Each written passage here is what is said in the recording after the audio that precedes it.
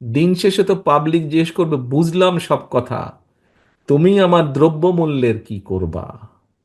দিন শেষে পাবলিক আপনাকে জিজ্ঞেস করবে, ভোট তো চাইবা, কিন্তু ভোট পাবার পরে তুমি আমার শিক্ষা ব্যবস্থা কি করবা, স্বাস্থ্যের কি করবা। বুঝলাম ওই স্বৈরাচার গণতন্ত্র ধ্বংস করেছে, সব লুটপাট করে নিয়ে গিয়েছে, কিন্তু তুমি আমার কর্মসংস্থানের কি করবা, আমার বেকার সন্তান বা বেকার ভাইয়ের কর্মসংস্থানের কি করবা। এই কথাগুলো আসবে, আসবে না? জনগণ জানতে চাইবে না? এখন প্রিয় সহকর্মীবৃন্দ, আমাদেরকে সেইটাতে মনোযোগী হতে হবে। আমাদেরকে, হ্যাঁ, আমাদের পরিকল্পনা থাকবে, আমরা যেগুলা প্রয়োজন কথা সেগুলো আমরা বলবো এবং সেগুলো আমরা বাস্তবায়নও করব। কারণ আমাদের বক্তব্যগুলো দ্বিকক্ষ বলেন, বিভিন্ন সংস্কার বলেন, আমাদেরকে এগুলা বাস্তবায়ন করতে হবে। কারণ আমরা কমিট করছি, প্রতিজ্ঞা করছি জনগণের সামনে। কিন্তু একই সাথে জনগণের যে চাহিদাগুলো, জনগণের যে আশা, জনগণের যে প্রত্যাশা, জনগণের যে চাওয়া, এইগুলো আমাদেরকে অ্যাড্রেস করতে হবে। যে কোনো মূল্যে এই সমস্যার সমাধানগুলো করতে হবে। এই যে আপনারা কৃষি নিয়ে কথা বলেছেন, আপনারা স্বাস্থ্য নিয়ে কথা বলেছেন, জিজ্ঞাসা করেছেন, আপনারা শিক্ষা নিয়ে, প্রাইমারি শিক্ষা নিয়ে কথা বলেছেন, কেন করেছেন? জনগণের দাবি হচ্ছে এগুলা। দ্রব্য মূল্য নিয়ে কথা বলেছেন আপনারা, কেন বলেছেন? জনগণের দাবি এইগুলা। এবং প্রিয় সহকর্মীবৃন্দ, আমার গত 40 প্রায় 35 বছরের রাজনীতিতে আমার একটি অভিজ্ঞতা হয়েছে, সেই অভিজ্ঞতাটাই আপনাদের সামনে আমি তুলে ধরতে চাই। আমি মনে করি বিগত 15-16 বছর ধরে আমি বাধ্য হয়ে বিদেশে আছি, এই দেশে আছি। এই দেশে থাকার ফলে যেই অভিজ্ঞতা আমার হয়েছে, সেই অভিজ্ঞতার আলোকেও আমি আপনাদের সামনে তুলে ধরতে চাই। কি সেটি? আমরা যত যাই করি, আমরা যদি দেশে, সমাজে জবাবদিহিতা, নির্বাচনী ব্যবস্থাকে যদি আমরা তৈরি করতে না পারি, কোনোভাবেই আমরা কোনো সমস্যার সমাধান করতে পারবো না। সেটি জাতীয় পর্যায়ের নির্বাচন হোক, সেটি লোকাল পর্যায়ে নির্বাচন হোক, সেটি কোনো প্রতিষ্ঠানের, যেখানে যেখানে নির্বাচনের বিধান আছে, আমরা যদি নির্বাচনী ব্যবস্থা সামগ্রিকভাবে সমগ্র বাংলাদেশে গড়ে তুলতে না পারি, অর্থাৎ একটি নির্দিষ্ট সময় পরে পরে যত ঝড় তুফান বন্যা বৃষ্টি যাই হোক না কেন, নির্বাচন হতেই হবে। নির্বাচন হতে হবে, এর কোনো বিকল্প নেই। এটি হতে হবে, এই ব্যবস্থাকে নিশ্চিত করতে হবে, এই ব্যবস্থাটাকে টেনে আমাদের নিয়ে যেতেই হবে, চালাতে হবেই আমাদের। কোনো কম্প্রোমাইজ নেই। নির্বাচন হতে হবে, যেখানে জনগণ ভোটার, সেখানে জনগণকে নির্দ্বিধা নির্বিঘ্নে শান্তিপূর্ণভাবে ভোটের ব্যবস্থা থাকতে হবে। আপনাদেরকে একটি ছোট্ট ঘটনা দিয়ে আমি আরো পরিষ্কারভাবে বোঝানোর চেষ্টা করি। এই 4-5 দিন আগের ঘটনা। আমি বসে, ম্যাডাম সহ, আমরা পরিবারের সহ বসে টেলিভিশনে বাংলাদেশের খবর দেখছিলাম। হঠাৎ করে একটি চ্যানেলে একটি খবর দেখলাম যমুনা টিভিতে। যে যমুনা টিভি ঢাকা দক্ষিণের 39 নম্বর ওয়ার্ডের একটি খবর দেখাচ্ছে যে সেখানে বাসিন্দারা আটকে গেছে বহুদিন যাবৎ পানিতে আটকে গেছে, চলাচল করতে পারে না, পানি বন্ধ হয়ে গেছে, অনেকে ঘরে ঢুকতে পারে না, বিভিন্ন সমস্যা। জায়গায় যদি পানি জমে যায়, বেশ একটা জায়গায়, এলাকার মানুষের। তো দক্ষিণে যেহেতু আমাদের ইশরাক মেয়র প্রার্থী ছিল, তখন বাংলাদেশ সময় প্রায় রাত 3:30টার মতন বাজে। আমি তার মধ্যে ইশরাককে ফোন দিলাম, কারণ সকালবেলা যদি আমি আবার ভুলে যাই, ইশরাককে আমি ফোন দিলাম। আমি বললাম যে, ইশরাক, এরকম একটা নিউজ দেখলাম, তো তুমি কালকে একটু যাও, যে বিষয়টা দেখে দেখো কি করা যায়, সমস্যার সমাধান করা যায়। ইশরাক পরের দিন গিয়েছে। এখন সহকর্মীবৃন্দ, এই ঘটনাটি বলার একটি লক্ষ্য বা উদ্দেশ্য আছে। দেখুন, এই মুহূর্তে আমরা জানি যে ঢাকা শহরে বা যেখানেই হোক, যদি প্রকৃত জনপ্রতিনিধি থাকতো, প্রকৃত ওয়ার্ড কমিশনার থাকতো, প্রকৃত মেয়র থাকতো, যারা আসলেই জনগণের ভোটে নির্বাচিত, তাহলে আমাকে কিন্তু ফোন করার দরকার হতো না।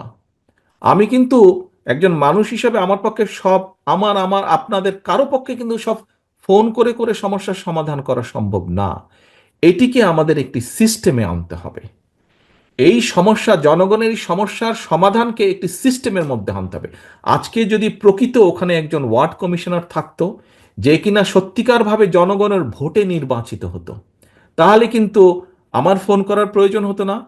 তাহলে ওই সংবাদ মাধ্যমের ওইটার সমস্যা দেখানোর প্রয়োজন হতো না হয়তো। তাহলে ইশরাককে রাত্রে জাগানোর দরকার হতো না, ইশরাককে যাওয়ার দরকার হতো। ওই ওয়ার্ড কমিশনার নিজের গরজেই সমস্যার সমাধান করত। সেটি ওয়াসার হোক, সেটি সিটি কর্পোরেশনের সমস্যার সে দৌড়াদৌড়ি করে নিজেই সেই সমস্যার সমাধান করত। প্রিয় সহকর্মীবৃন্দ, আমরা যতই সংস্কারের কথা বলি, আমরা যাই বলি না কেন, সমস্যার সমাধান করতে হবে তাদেরকে দিয়ে যাদের জবাবদিহিতা থাকবে জনগণের কাছে। এবং এই জবাবদিহিতা যদি আমরা গড়ে তুলতে পারি, একদিনে হবে না, বাস্তবতা বুঝতে হবে, বাট পর্যায়ক্রমিকভাবে 2 বছর, 5 বছর, 10 বছর, 15 বছর, 20 বছর, 30 বছর, 50 বছরে ধীরে ধীরে আমরা আমাদের জনগণের বা দেশের অনেক সমস্যার সমাধান আলোচনা করে সমাধান করতে পারবো। এবং তখন একটি প্রসেসই তৈরি হবে যেখানে সমস্যা হবে, অটোমেটিক সিস্টেমের কারণে, প্রসেসের কারণে সেই সমস্যার সমাধান হবে। প্রিয় সহকর্মীবৃন্দ, আজকে আপনাদের সামনে আমার কথা বলার লক্ষ্য বা উদ্দেশ্যই হচ্ছে, দেখুন, আমাদের বহু নেতাকর্মী বিগত 15 বছরে গুম, খুন, হত্যার শিকার হয়েছে। আমার ধারণা এখানে আপনারা আজকে প্রায় 2,500-এর মতো নেতাকর্মী কম বেশি উপস্থিত আছেন, 4টা ইউনিট মিলে, 4টি জেলা মিলে। প্রায় প্রত্যেকটি মানুষ মিথ্যে মামলা বা গায়েবী মামলার শিকার হয়েছেন আপনারা। এখন এই যে মিথ্যে মামলা, গায়েবী মামলার আপনারা শিকার হয়েছেন, কেন হয়েছেন? অত্যাচার, নির্যাতিত হয়েছেন, ব্যবসা বাণিজ্য ধ্বংস করে দিয়েছে সেই স্বৈরাচার আপনাদের। কেন? আমরা প্রতিবার একটি কথা বলেছি, মানুষের রাজনৈতিক অধিকার আমাদেরকে প্রতিষ্ঠিত করতে হবে, মানুষের বাক স্বাধীনতা আমাদেরকে প্রতিষ্ঠিত করতে হবে। রাজনৈতিক অধিকার যদি আমরা প্রতিষ্ঠিত করতে পারি, তাহলেই জনগণের কথা বলা যাবে, জনগণের সমস্যার সমাধান করা যাবে, অ্যাড্রেস করা যাবে, সমস্যাটাকে দেশের সমস্যার সমাধান পর্যায়ে ধীরে ধীরে আমরা করতে পারবো। সমস্যা শেষ হয়ে যাবে, দুনিয়া যতদিন থাকবে, দেশ থাকবে, টুকটাক সমস্যা থাকবে, কিন্তু সমস্যা তৈরি হলে সেটিকে আমরা সমাধান, কিন্তু সমাধানের দায়িত্ব থাকতে হবে প্রকৃত দায়িত্বশীল ব্যক্তির হাতে। এবং সেই দায়িত্বশীল ব্যক্তি তৈরি করা সম্ভব, সেই দায়িত্বশীল ব্যক্তিকে দায়িত্ব দেওয়া সম্ভব, সেই দায়িত্বশীল ব্যক্তির কাছে প্রত্যাশা করা সম্ভব, সেই ব্যক্তিকে যদি জনগণের ইচ্ছা এবং পছন্দ অনুযায়ী বাছাই করে নিতে পারে, সেই ব্যক্তি যদি জনগণের কাছে বাধ্য থাকে জবাবদিহি করতে, সেই ব্যক্তিগুলোকে যদি আমরা তৈরি করে আনতে পারি, দাঁড় করাতে পারি, তাহলেই একমাত্র আমাদের পক্ষে সম্ভব সমস্যাগুলো ধীরে ধীরে কমানো। প্রিয় সহকর্মীবৃন্দ, আমরা একটি নির্বাচন প্রত্যাশা করছি, যেই নির্বাচনে জনগণ সিদ্ধান্ত নেবে কে জনগণের দেখভাল করবে। আসুন, আজকে আপনারা 31 দফা নিয়ে এখানে আলোচনা করেছেন, আমরা 31 দফা কেন? 31 দফা জনগণের জন্য, 31 দফা দেশের জন্য। আমি গতকাল বলেছিলাম আমার বক্তব্যে, এই একই অনুষ্ঠান ছিল খুলনা বিভাগেরই আরও 3টি জেলায়। গতকাল আমি বলেছিলাম, আপনারা আজকে যারা এখানে উপস্থিত হয়েছেন, আপনারা কিন্তু প্রত্যেকে বিএনপির নেতা হিসাবে উপস্থিত হয়েছেন। সেটি বিএনপি হোক, যুবদল, ছাত্রদল, স্বেচ্ছাসেবক, যেটাই হন না কেন, অর্থাৎ বাংলাদেশ জাতীয়তাবাদী দল মূল এবং বাংলাদেশ জাতীয়তাবাদী দলের যেগুলো অঙ্গ বা সহযোগী সংগঠন আছে, তাদের থানা পর্যায়ে হোক, উপজেলা পর্যায়ে, পৌর পর্যায়ে, জেলা পর্যায়ে নেতৃবৃন্দ আপনারা আজকে উপস্থিত হয়েছেন। অর্থাৎ প্রত্যেকে, all of you are a leader. নেতা হিসাবে আপনার দায়িত্ব আছে। যেমন ঠিক একইভাবে বিএনপি বাংলাদেশের সবচেয়ে বড় রাজনৈতিক দল। আমাদের সাথে অন্য যে সকল রাজনৈতিক দল আছেন যারা আন্দোলন করেছেন, তারাও বলেন যে বড় দল হিসেবে বিএনপিকে দায়িত্ব পালন করতে হবে, আপনাকে নেতৃত্ব দিতে হবে, আপনাদেরকে নেতৃত্ব দিতে হবে। কিসের? এই 31 দফা বাস্তবায়নের। কিসের? জনগণের যে মৌলিক সমস্যা, দেশের যে মৌলিক সমস্যা, যে রাষ্ট্র মেরামত, সেই মেরামতের কারিগর আপনাদেরকে হতে হবে। মেরামতের মিস্ত্রি, টেকনিশিয়ান, যেটাই বলেন না কেন, আপনাদেরকে সেটি হতে হবে এবং সেটির নেতৃত্ব আপনাদেরকে দিতে হবে। কাজেই সহকর্মীবৃন্দ, আমরা সকালে এখানে এসেছি, এখন সন্ধ্যা, মাগরিব পার হয়ে গিয়েছে, 7 ঘন্টা 8 ঘন্টা যাবৎ আপনারা এখানে বসে আছেন। আসুন, আজকে আমরা প্রত্যেকে এখানে প্রতিজ্ঞা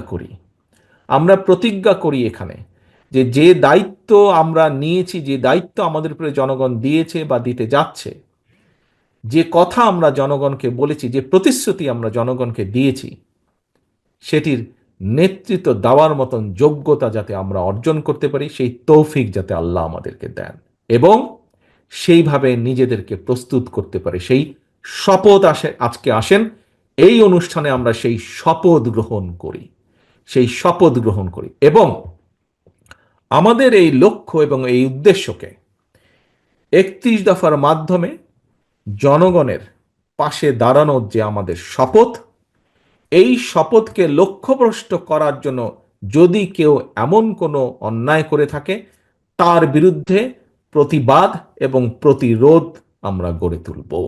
এই হোক আমাদের প্রতিজ্ঞা, এই হোক আমাদের শপথ। আসুন আমাদের প্রত্যেকের শপথ হোক শহীদ জিয়ার সেই বাংলাদেশ গড়ে তোলা। আমাদের প্রত্যেকের প্রতিজ্ঞা হোক দেশনেত্রী খালেদা জিয়ার সেই প্রত্যাশিত বাংলাদেশ, যে বাংলাদেশের আশা আকাঙ্ক্ষা বাংলাদেশের 20 কোটি জনগণ দেখে। সেই বাংলাদেশকে আসুন আমরা গড়ে তোলার জন্য তৈরি হই, রেডি হই। সেই বাংলাদেশকে গড়ে তোলার জন্য আমরা নিজেদেরকে প্রস্তুত করি। সকলে ইনশাল্লাহ ভালো থাকবেন, সকলে ইনশাল্লাহ সুস্থ থাকবেন। আল্লাহ হাফেজ। বাংলাদেশ